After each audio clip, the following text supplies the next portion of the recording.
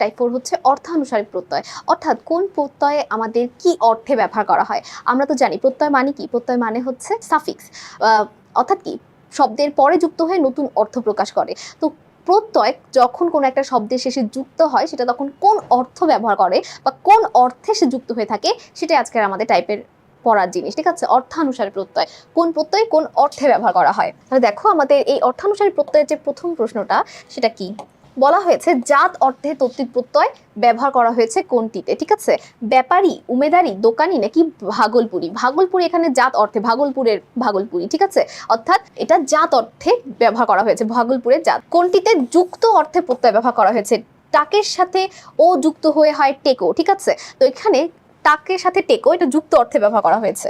উপজীবিকা, উপজীবিকা অর্থে এই প্রত্যয় যুক্ত হয়েছে কোনটিতে, মেটো, মুঠে, নেয়া নাকি ভাদুরে। এর উত্তরটা কি হবে, মুঠে। বৃহদার্থে তদ্ধিত প্রত্যয় ব্যবহার হয়েছে কোনটায়, ডিঙ্গা, বাঘা, হাতা নাকি জলা। এটার উত্তরটা কি হবে, ডিঙ্গা। উপজীবিকা অর্থে ইয়া প্রত্যয় যুক্ত হয়েছে কোনটিতে, জেলে। ঠিক আছে, কোনটিতে উপজীবিকা অর্থে উয়া প্রত্যয় যুক্ত হয়েছে, এটা উত্তরটা কি হবে বলো তো, মেছো, মাছ বিক্রেতা, উপজীবিকা বোঝাচ্ছে। আচ্ছা, নিচের কোনটিতে বেত্তা অর্থে প্রত্যয়যুক্ত শব্দ। বেত্তা মানে কি, দক্ষ, কোনো কিছুতে দক্ষ। তাহলে দেখো কয় দেওয়া আছে, সাহিত্যিক, যে সাহিত্যে দক্ষ তাকে বলা হয় সাহিত্যিক। তাহলে উত্তরটা কি হবে, সাহিত্যিক। বৃহৎ অর্থে প্রত্যয়যুক্ত শব্দ কোনটি, বাঘা, ঢাকাই, ডিঙ্গা নাকি জমিদারি। অবশ্যই ডিঙ্গা। ডিঙ্গা, ডিঙ্গি নৌকার সাথে আকার যুক্ত হয়ে বৃহৎ ডিঙ্গা বোঝানো হচ্ছে। টাক যোগ ও টেকো এটা আমরা জানি যুক্ত অর্থে ব্যবহার করা হয়েছে। চোরা এখানে প্রত্যয় যুক্ত হয়েছে কোন অর্থে, অপরাধী, অবজ্ঞা, সামান্য নাকি নিন্দে। এটা অবশ্যই কি, অবজ্ঞা অর্থে ব্যবহার করা হয়েছে।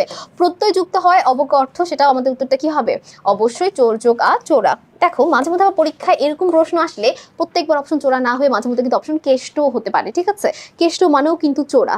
তো এই জন্য মাঝে মধ্যে কি করে, চোরার প্রতিশব্দটা তারা ব্যবহার করে দিতে পারে। তো এরকম প্রশ্ন আসলে ভয় পাওয়া যাবে না। নিচের কোন শব্দটিতে আগত অর্থে প্রত্যয় যুক্ত হয়েছে, এটা অবশ্যই কি, দক্ষিণা। এটা আশাকে বোঝানো হচ্ছে দক্ষিণ সাইড থেকে। নিন্দা অর্থে কোন শব্দটি ব্যবহার করা হয়েছে, চোরা, ডিঙ্গা, বেতো নাকি জ্যাঠামি। মূলত এখানে নিন্দা অর্থে জ্যাঠামি ব্যবহার করা হয়েছে। জ্যাঠা হচ্ছে বড় চাচা, তো জ্যাঠামি তো একটা ভালো কথা হওয়ার কথা ছিল, তাই না? কিন্তু মূলত এখানে জ্যাঠামি দ্বারা বড় চাচাকে বোঝাচ্ছে না, অন্যের জীবনে হস্তক্ষেপ বা পাকনামি করা, কারোর সাথে পাকামি করা অন্যের জীবনে এসে, সেটাকে বলে জ্যাঠামি করা। তার মানে জ্যাঠা যদি একটা ভালো অর্থ, কিন্তু জ্যাঠার সাথে যখন প্রত্যয়টা যুক্ত হয় সেই অর্থটা নিন্দা হয়ে যায়, খারাপ অর্থে হয়ে যায়। এই জন্য নিন্দা অর্থে জ্যাঠামি ব্যবহার করা হয়। ভাব অর্থে প্রত্যয় যুক্ত হয়েছে কোনটিতে, জমিদারি, পাগলামি, ঘরামি নাকি রেশমি। পাগলামি, পাগলের মতো যে ভাব নেয় বা পাগলের মতো করাকে পাগলামি করা বলে।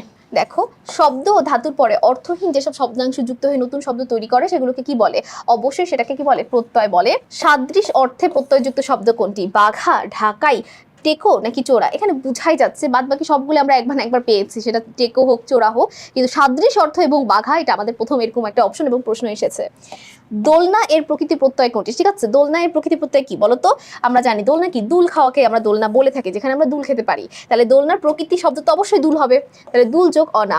উপজীবিকা অর্থে তদ্ধিত প্রত্যয় কোনটি, দেখো তো, চাবি, দোকানি। এখন অনেকের কাছে দোকানি মনে হতে পারে, কিন্তু দোকানদার হচ্ছে উপজীবিকা অর্থে, দোকানি না, জেলে। ঠিক আছে, নিচের কোনটি কৃদন্ত শব্দের উদাহরণ। কৃদন্ত শব্দ মানে কি, কৃত প্রত্যয় যুক্ত শব্দ, অর্থাৎ যেখানে ক্রিয়াপদের সাথে একটা সম্পর্ক থাকবে সেটাকেই বলা হয় কৃদন্ত শব্দ। তাহলে উত্তরটা হবে কি, স্থাবর। ঠিক আছে, কারণ কৃদন্ত বা কৃত প্রত্যয় দুটো একই জিনিস, ক্রিয়াপদ বা ধাতুর সাথে যার সম্পর্ক। তো সকলকে অসংখ্য ধন্যবাদ এই পর্বটি দেখার জন্য এবং পরবর্তী পর্ব দেখার আমন্ত্রণ রইল। আসসালামু আলাইকুম, আল্লাহ হাফেজ।